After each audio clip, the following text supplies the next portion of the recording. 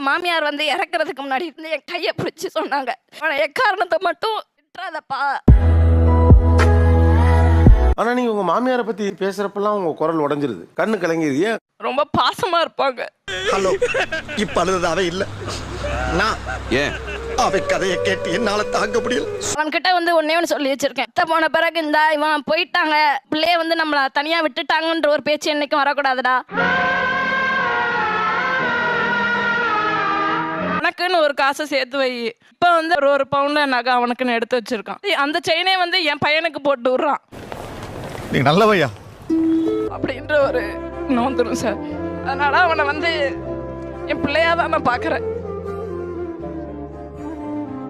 இந்த குடும்பத்தை நீங்க சூப்பரா கொண்டாடுவோமா? அழுகாதப்பா, எனக்கு அழுக வருது.